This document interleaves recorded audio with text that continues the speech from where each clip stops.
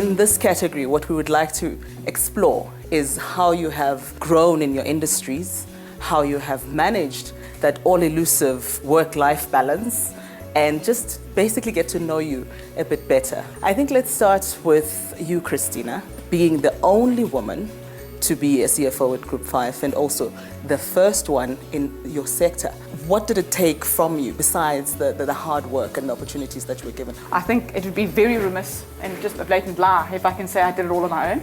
Definitely the support structure at home firstly, starting from my parents through to my family life I have at home now, is the most critical element in my success. And then in my working environment, I've been blessed to have worked with some great mentors that have been their own trailblazers, so to speak. I think the organization took a chance. They took the risk to appoint to their board a very young CFO, an inexperienced CFO in terms of what the role required. But the organization obviously believed in internal development, and so supported by my home structure and a work environment that from CEO to the then CFO allowed me to take advantage of the opportunity. All right, so Sine, let's bring you in here.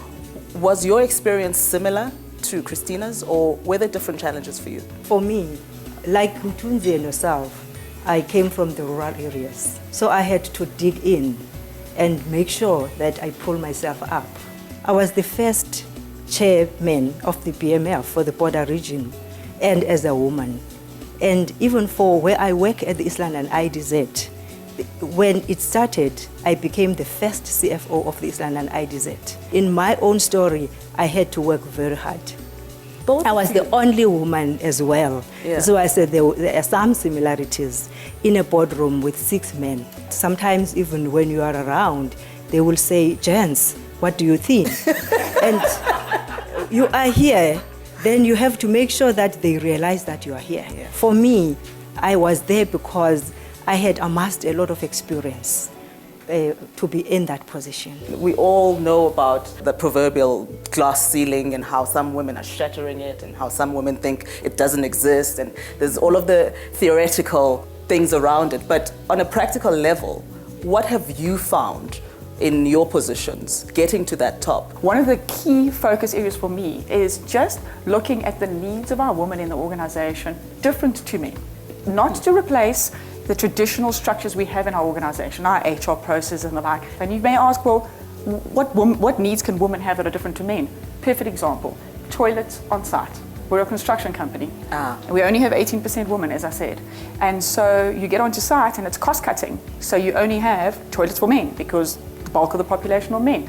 It's my objective, my focus, to ensure that just basic dignities, rights, needs are addressed. Because I believe as senior women, we have access to the right channels to be able to address our issues, to make sure that our ladies get the due recognition and support that they require. And yours, Sisine? At the space that I am, procurement in my organization reports to me. So I have developed a small, medium enterprise development program, but it is focused on women because we know that women have been at the back.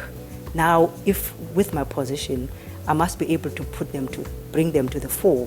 We have an incubation program that is focused on incubating women so that we make sure that women are hand-holded so that their businesses should thrive. Well, that's a great note to end it on. Gents, thank you so much.